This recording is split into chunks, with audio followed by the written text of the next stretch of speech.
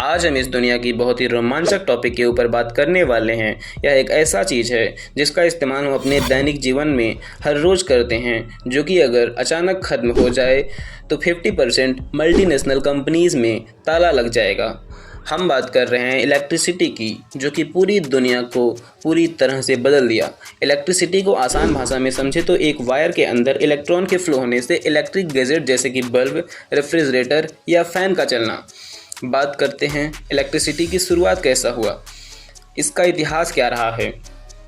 शुरुआत में इससे रिलेटेड लोग सिर्फ इतना ही जानते थे कि समुद्र में करंट वाली मछली पाई जाती है जिसको छूने से इलेक्ट्रिक शॉक लगता है, और इसके बारे में 2000 BC के इजिप्ट के प्राचीन टेक्स्ट में जिक्र किया गया है। यह भी कहा गया है कि इलेक्ट्रिक फिश बाकी मछलियों को बचाती है, यानी इलेक्ट्रिक फिश को मछलियों का भगवान माना गया है। हालांकि लोग उस समय भी स्टैटिक इलेक्ट्रिसिटी के बारे में जानते थे। जैसा कि आपने भी कभी न कभी अनुभव ज़रूर किया होगा, जब हम गर्मी के दिनों में शर्ट को निकालते हैं तो शर्ट को निकालते समय हमारे शरीर के छोटे छोटे बाल शर्ट की तरफ अपने आप आकर्षित होने लगते हैं। और कभी न कभी आपने प्लास्टिक स्केल को बाल से रगड़ा होगा, उसके बाद छोटे कागज़ की तरफ उस स्केल को लेके जाने के बाद वह कागज़ अपने आप स्केल की तरफ आकर्षित होने लगते हैं, एकदम लोहे और चुंबक की तरह। इन चीज़ों का अनुभव आपने कभी न कभी ज़रूर किया होगा। इलेक्ट्रिसिटी की खोज 18वीं शताब्दी में हुआ, जब बेंजामिन फ्रैंकलिन ने काइट एक्सपेरिमेंट करके प्रूव किया कि जब बादल गरजता है और बिजली गिरती है तो वह इलेक्ट्रिसिटी ही होता है। वह हकीकत में एक रोमांचक प्रयोग था, मगर 19वीं शताब्दी में इलेक्ट्रिसिटी हर किसी के दैनिक जीवन का हिस्सा बनने लगी। विद्युत शक्ति ने जीवन का हर एक क्षेत्र बदल दिया। यह वही समय था जब लोग इलेक्ट्रिसिटी का इस्तेमाल करने लगे।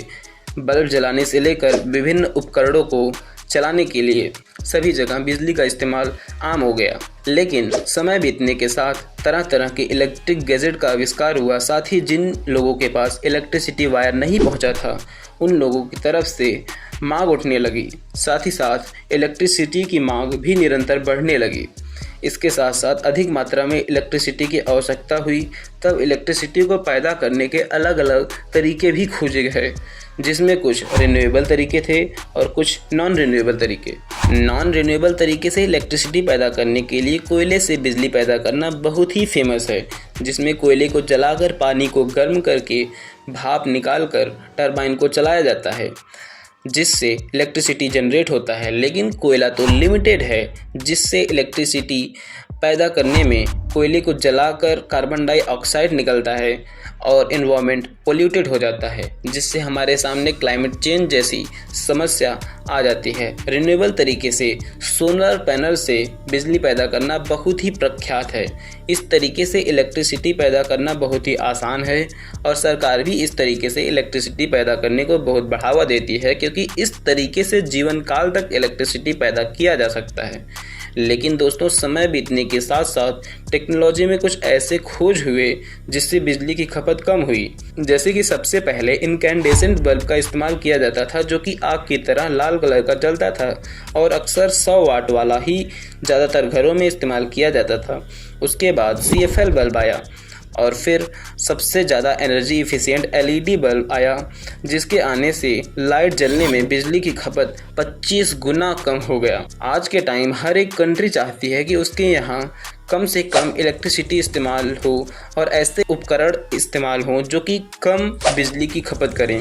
एडवांस बल्ब फैन का इस्तेमाल लोग करें जो कि कम वाट का हो। और अब समय ऐसा आ गया है कि USA गवर्नमेंट ने इसी माह से 1 अगस्त से इनकैंडेसेंट बल्ब के ऊपर बैन लगा दिया है। दोस्तों, हम आपको बता दें कि इसी प्रकार का बल्ब थॉमस एल्वा एडिसन के द्वारा खोज किया गया था। हालांकि इसके अंदर जो फिलामेंट का इस्तेमाल किया गया था थॉमस एल्वा एडिसन के समय पे, वह प्लैटिनम का हुआ करता था, लेकिन कुछ समय बाद इसकी जगह पर टंगस्टन का इस्तेमाल किया गया।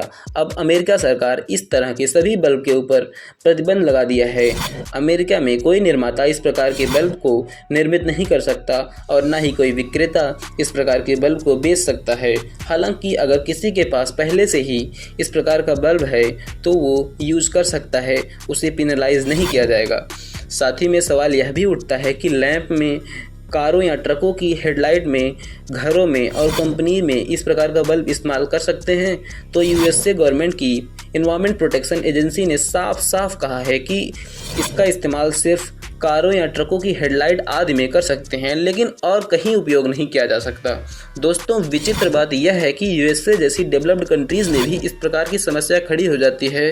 वहाँ पर भी लोग 100 वाट वाला इनकैंडेसेंट बल्ब इस्तेमाल करना चाहते हैं।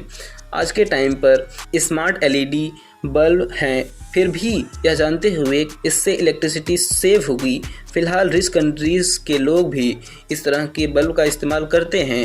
हालांकि हर देश की अपनी अपनी समस्या होती है। यहाँ भारत में 100 वाट वाला इनकैंडेसेंट बल्ब 20 रुपये का मिलता है, तो वहीं बल्ब यूएसए में 200 रुपये का मिलता है। लेकिन दोस्तों, गरीब लोग तो हर एक जगह होते हैं, हर देश में होते हैं। जहाँ पे पैसा ज़्यादा होता है वहाँ पे महंगाई भी ज़्यादा होती है।